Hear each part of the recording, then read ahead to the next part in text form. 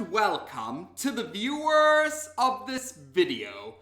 This is the Orange Fan here, bringing you another entry for the episode Recap and Thoughts category. This video will be dedicated to episode 39 of Young Justice, The Fix.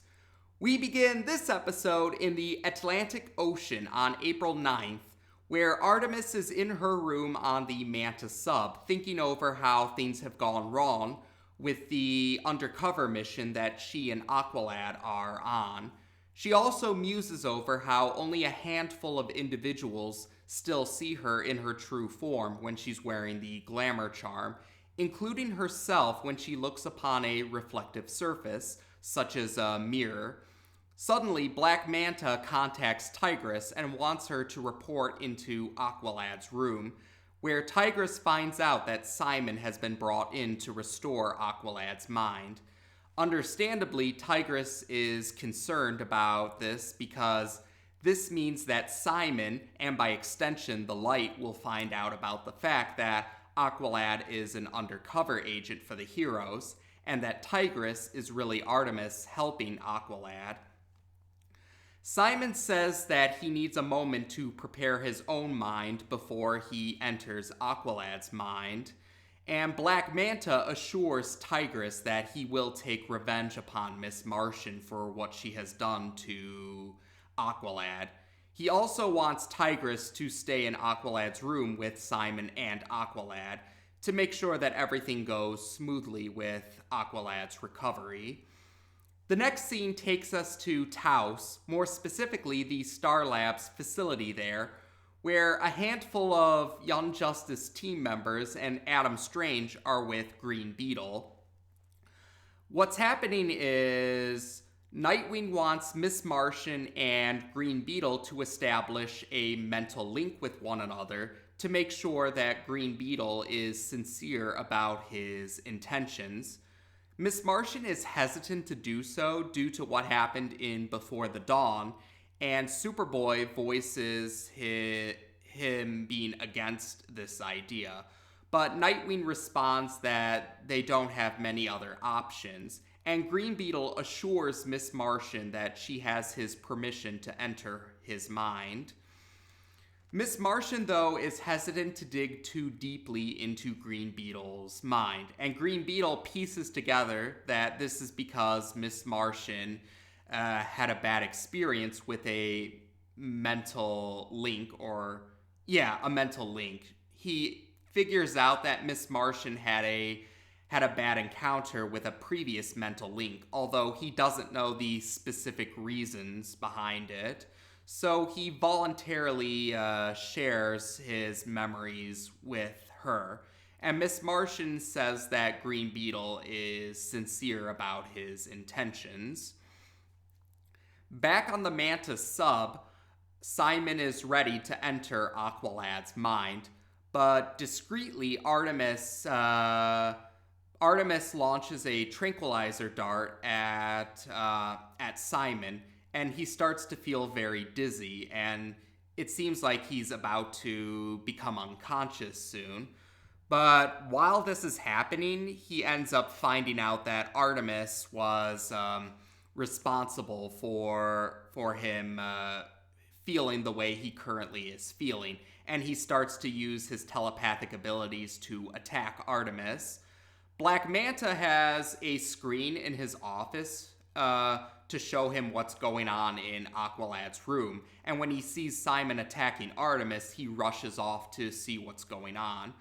While Black Manta is making his way there, Simon figures out that Tigress is truly Artemis, and that the tranquilizer dart she used was an invention by her father, Sportsmaster. I believe it's the same theme that Sportsmaster used on the Intergame members in the episode Salvage. But fortunately, the tranquilizer dart takes full effect. So Simon is now in a catatonic state, or a state that simulates a catatonic state. And Black Manta arrives just after Simon has fully succumbed to the effects of the tranquilizer dart. Artemis claims that she doesn't know why Simon went berserk, but she suggests the possibility that Miss Martian may have placed a telepathic virus in Aqualad's mind. And Black Manta wonders how they're going to restore Aqualad's mind because other telepaths that they recruit to help them will end up in the same position as Simon.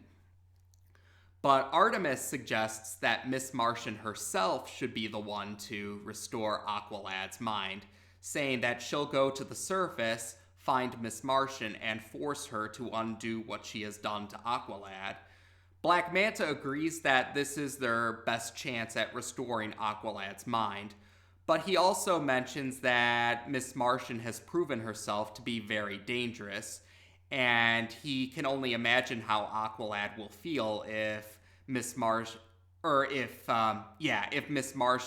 brings any harm upon Artemis. Black Manta mistakenly believes that Aqualad and Tigress are a couple, by the way. And Black Manta decides that Tigress will go to the surface with Deathstroke, the newest, the individual who has taken Sportsmaster's place as the top enforcer of the light. So the next scene actually shows us a TV commercial. It's a TV commercial that's advertising the fruit juice beverage that the Reach have created with the help of Lex Luthor.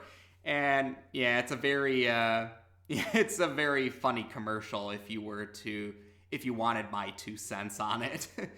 But after the commercial ends, Green Beetle, we're back at Star Labs' Taos facility. Green Beetle is telling the Young Justice team members that the additive within these beverages are meant to, get whoever drinks the beverage to become addicted to the beverage. And he also mentions that over several generations, it will lead humanity to become unwilling to revolt against the Reach.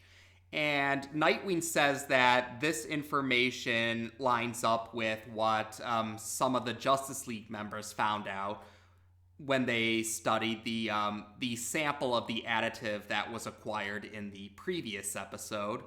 Green Beetle realizes that he's still being tested with regards to whether they can trust him or not, but he says he understands and thinks it's a good idea to place all cards on the table, although he mixes up the analogy a little bit at first, but then he recognizes, that the actual analogy makes more sense than the way he worded it.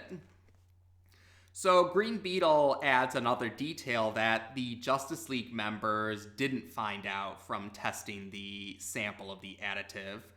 It turns out that these beverages also have a way to track individuals who have the meta gene, which will make it easier for the Reach to find these individuals and try to weaponize the meta gene. The heroes thank Green Beetle for his help with this information, and they decide that this particular meeting has completed. So they're all going to head off to their separate ways for now. And Green Beetle says he'll find a place in Taos to stay for the time being, taking on a human disguise. Lagoon Boy tells Miss Martian that he wants to talk to her, and Miss Martian says they can go to Martian Manhunter's apartment in Chicago to talk. And soon enough, only the Scarab wielders, Blue Beetle and Green Beetle, are present right now, and they take a moment to look at each other. We then cut to Chicago next, where Miss Martian and Lagoon Boy have arrived through Zeta Beam technology. But while they're on their way to the apartment, Lagoon Boy admits that he can't wait any longer, and he starts to question Miss Martian about why she hasn't really been spending much time with him and why she's been not answering his calls to her. And he suspects that there's something going on between Miss Martian and Superboy. She tries to assure him that it's not what he's thinking, But their conversation is interrupted by the arrival of Tigress and Deathstroke, who finally talks. He's voiced by Wentworth Miller. Deathstroke says that they have pressing matters with the Martian, and he takes out his sword, and he actually uses the sunlight to... He uses his sword to reflect the sunlight into the eyes of Miss Martian and Lagoon Boy, so that he and Tigress can have the first attack. Lagoon Boy contacts Nightwing and Superboy for help, and they're on their way to the nearest Zeta Tube. But Deathstroke responds that this pushes up the timetable, which means he can't savor the fight.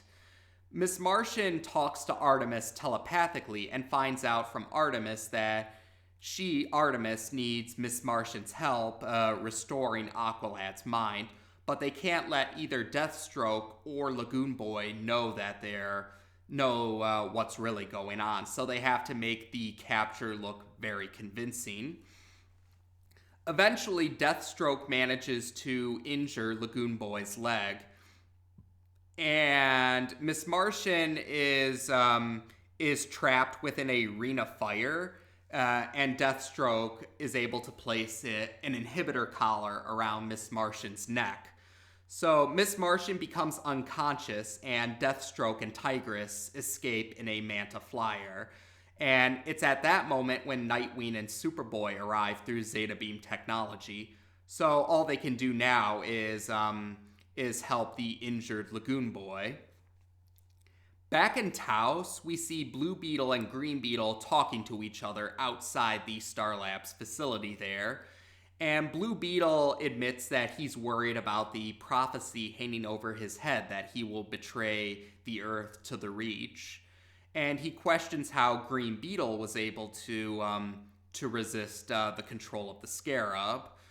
Green Beetle says that meditation had helped him with it, but he admits that there was more to it than that when Blue Beetle questions him further.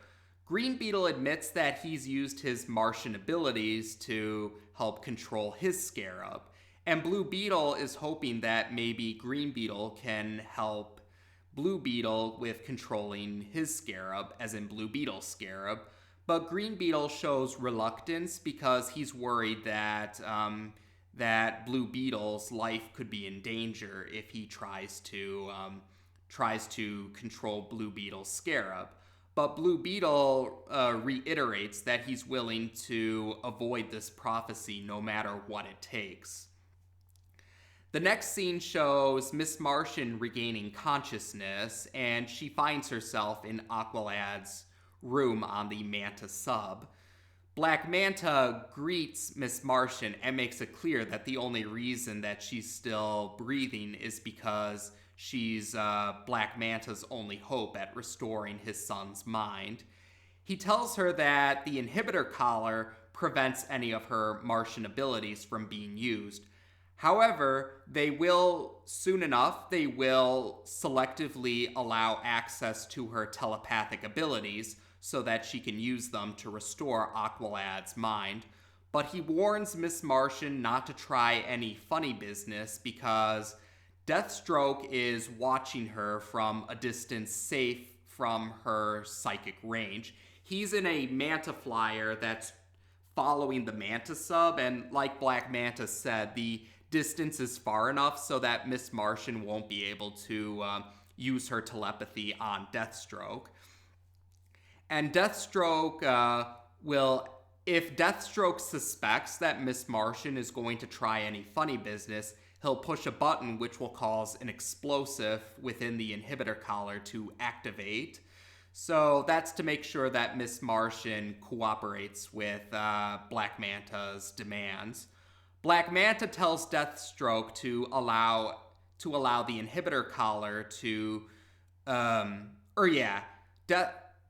Black Manta tells Deathstroke to selectively restore Miss Martian's telepathic abilities, and then he reiterates to Miss Martian that to help Aqualad or perish.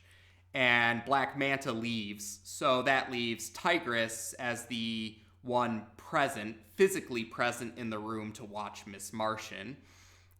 And Miss Martian and Artemis telepathically talk to each other, where Miss Martian admits that she doesn't know if she can restore Aqualad's mind, mentioning that destroying a mind is much easier than restoring a mind.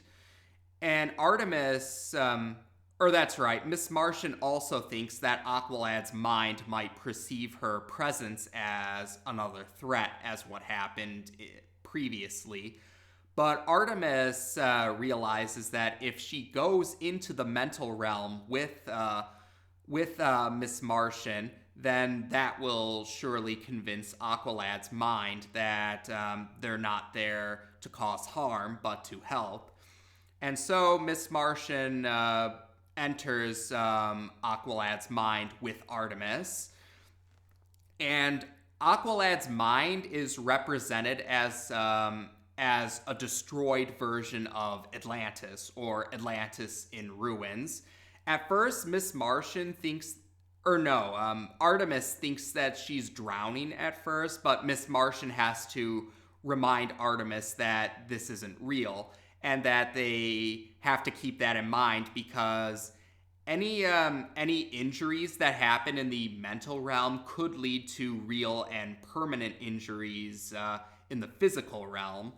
So Artemis keeps that in mind, so she's no longer drowning now that she has been reminded that this is just an illusion. It's not actual water that they're in. But then suddenly they are attacked by an illusion of Aqua Girl. She's representing what's left of Aqualad's mind to defend Aqualad's mind. The next scene takes us to a hospital in Chicago where Lagoon Boy is there to rest his injured leg, but Lagoon Boy doesn't want to stay in the hospital. He wants to rescue Miss Martian. And Nightwing tries to point out to him that he's in no position to help Miss Martian. And Lagoon Boy questions why Superboy isn't trying to help Miss Martian, questioning if Superboy really hates Miss Martian enough that he wouldn't want to help her. And Superboy retorts that Lagoon Boy doesn't know how Superboy, feels about this. Nightwing thinks that he has no other choice, but he reveals to Lagoon Boy and Superboy that Aqualad is not truly a traitor, but rather an undercover agent, and that Tigress is really Artemis in disguise. And Nightwing figures that if Tigress has captured Miss Martian, then it must be for a good reason. Lagoon Boy is furious that he was deceived, but Superboy defends Nightwing, pointing out that Nightwing must have had valid reasons to keep this a secret. And this seems to calm Lagoon Boy down. When Nightwing and Superboy leave Lagoon Boy's hospital room, Nightwing thanks Superboy for backing him up, only for Superboy to chew Nightwing out for keeping the undercover mission a secret. And we find out that Superboy already found out about the truth of Aqualad and Artemis being undercover agents from Miss Martian. That's what they were talking about at the end of the episode Cornered. Superboy also reveals to Nightwing that Miss Martian had fried Aqualad's brain in retaliation for seemingly killing Artemis, figuring that Artemis brought Miss Martian in to restore Aqualad's mind, but says that Miss Martian doesn't know how to restore a mind, and he pins all the blame on Nightwing for those three members of the Unjustice team being in danger because Nightwing didn't share any information. We then cut back to Aqualad's mind, where even though Artemis remembers that this isn't real, so because Artemis remembers that, she's not affected by the illusion of Aqua Girl's attacks. But Miss Martian, on the other hand, is acting injured. Miss Martian seems to be affected by Aqua Girl, or the illusion of Aqua Girl's attacks. And we soon find out that this is because Miss Martian still feels guilty over what she has done to Aqualad and thinks that she deserves this. Miss Martian believes that she deserves to be attacked for what Miss Martian, has done to Aqualad's mind. Artemis tries to get Miss Martian to snap out of it, but Miss Martian doesn't seem to be responding, so Artemis finds a representation of Aqualad within Aqualad's mind, but the representation has no face. And Artemis is able, though, to reach out to Aqualad's the representation of Aqualad, and she is eventually able to get Miss Martian to snap out of her feelings of guilt, saying that if Miss Martian wants to blame herself what happens, then she should at least try to do something to fix the problem. So this starts to snap. This gets the ball rolling, so to speak. The representation of Aqualad has his face restored, and Miss Martian starts to help Aqualad to restore his mind. And this is represented as the ruins of Atlantis being restored. Suddenly, though, Tigress is brought out of Aqualad's mind when Black Manta arrives and gets her attention. And Tigress admits that it feels like she's been standing around for hours, and Black Manta confirms, yes, it has been hours, 6 hours in fact, and that he came to check on the progress. Miss Martian admits that they still have a long while to go, and while Black Manta thinks that Miss Martian is stalling, Aqualad says something for the first time since he's been put into a catatonic state. He says "father," and he recognizes Black Manta's voice. Black Manta is immediately at his son's side to assure him that he's there. Miss Martian admits, though, that Aqualad isn't fully healed yet, and Black Manta concedes to this, but he does acknowledge that Miss Martian is making progress, and says that if she keeps this up, her life will be spared. He then wants to talk to Tigress privately. In short, yes, keeping in mind that Deathstroke is still watching Miss Martian from a safe distance. So when Black Manta and Tigress talk to each other, Black Manta admits he's surprised how cooperative Miss Martian is being. And he says that Miss Martian is safe for now, but once Aqualad's mind is fully healed, they'll eliminate Miss Martian. So Artemis thinks to herself she has to figure out a way with Miss Martian, and eventually, once he's restored Aqualad, about how they're going to help Miss Martian. And that's how we end the episode. Now, this episode is important because it addresses what happened in Before the Dawn, how Aqualad's mind was destroyed by Miss Martian, and they're actually going to try and restore Aqualad's mind now. And thankfully, Artemis was able to stop Simon from finding out the truth about Aqualad and Tigress. So, I remember I was nervous about it, and I knew that there were several other viewers that were pretty nervous about how Artemis was going to stop Simon. And we did find out an invention of her father's ended up saving their undercover mission. And Aqualad and Artemis's undercover mission was saved by an invention of Artemis's father. And like I said earlier, I believe that's what Sportsmaster used in Salvage. So I think that was pretty good foreshadowing, actually. A good way to tie those episodes together. And as for the major parts, that's right. Even though he appeared in the previous episode, this is the first episode where we actually get to see Deathstroke in action, and we actually get to hear him talk. And yeah, I thought Wentworth Miller did a good job voicing Deathstroke, although this is the only time he actually gets to voice Deathstroke in the series. I believe it's because of schedule conflicts, but Fred Sawyer takes over the role in later episodes where Deathstroke talks. But all the same, it was cool to see Deathstroke in action, and yeah, the big thing about this episode, though, is Miss Martian and Artemis are working together to restore Aqualad's mind, because Artemis's presence there was meant to assure Aqualad that Miss Martian means no harm this time.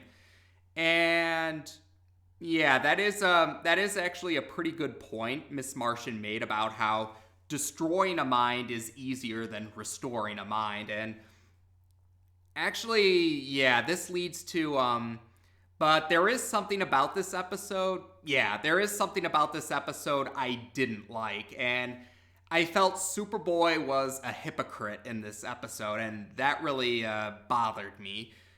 To be more specific, yeah, I didn't like how Superboy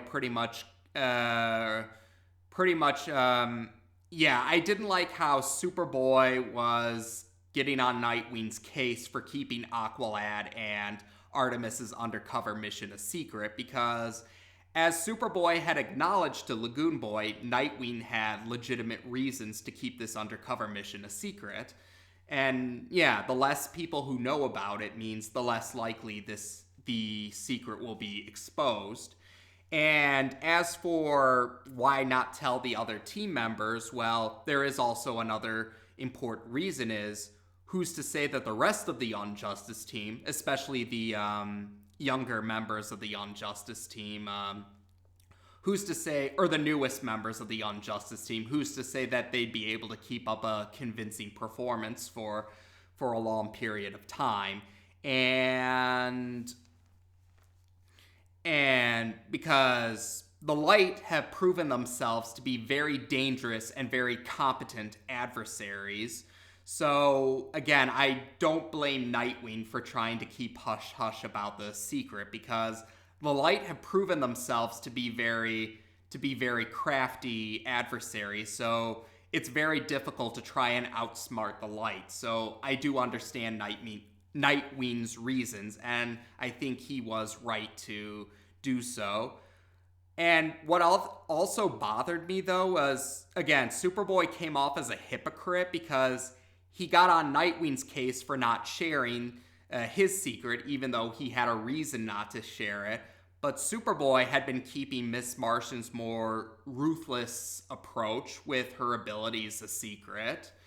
I mean, the fact that Nightwing didn't bat an eye when Beast Boy mentioned that Miss Martian and Aqualad had a confrontation in Before the Dawn, and Nightwing's reaction when he found out that from Superboy that Miss Martian fried Aqualad's mind, that gives me the impression that Nightwing didn't know about Miss Martian's more ruthless methods.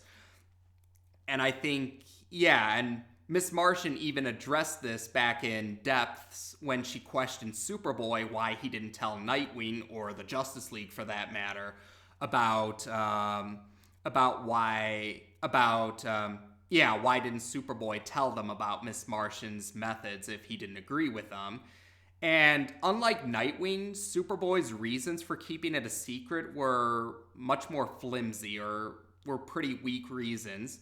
Because he admits he thought that him being against the idea would be enough to get Miss Martian to stop. Or he was like, he thought his opinion mattered enough to Miss Martian that she would stop. But it was made pretty clear that, no, Miss Martian wasn't going to stop just because Miss Martian wasn't going to stop just because Superboy was against the idea. So I think Superboy really should have told Nightwing or the Justice League about Miss Martian's more ruthless methods. If Nightwing was aware of it, then maybe they could have taken some precautions to avoid the mess. So that's why, yeah, I really thought Superboy had a lot of nerve and arrogance to pin all the blame on Nightwing for not sharing, even though Nightwing's reasons for not sharing those details were justified. On the other hand, though, Superboy had no justified reason to keep Miss Martian's more ruthless methods a secret. And I think, yeah, Superboy, it came off as Superboy having a never my fault mentality, or Superboy wasn't taking his own part in this, wasn't taking accountability for his own part in this. Because I would say Superboy does share some fault in what happened to Aqualad's mind. And that bothered me. Superboy gets away with being a hypocrite, and I did not like that at all. And, oh, that's right, I forgot to mention this in the recap. The actual ending of the episode was, the actual episode ended with Impulse seeing Green Beetle, tinkering with Blue Beetle's Scarab, and Blue Beetle claiming that the Scarab is silent now. That was the actual ending of the episode. And I know a lot of people were still weary about if Green Beetle could be trusted or not, especially because Miss Martian's unwillingness to kind of look into Green Beetle's mind kind of would make it easier for Green Beetle to deceive Miss Martian. And I believe it's the next episode, actually, that clarifies the whole Green Beetle situation. So we'll talk about that in the next episode. But yeah, once again, the whole Green Beetle's trustworthiness was a pretty good, that was a pretty good little mystery, if you will. But there you go. Like I said, this episode did bring up some important details, and I did like how we got to see Deathstroke in action. I did enjoy the mystery regarding Green Beetle's loyalties or trustworthiness. I thought the Reach commercial was pretty funny, and we did get to see more of how Black Manta honestly cares about his son despite being a villain. But like I said, the one thing I didn't like about the episode was how Superboy was a hypocrite, and he got away with being a hypocrite. That really bothered me. But I still overall enjoyed the episode. It was, again, yeah, Superboy's hypocrisy wasn't enough to ruin the episode for me.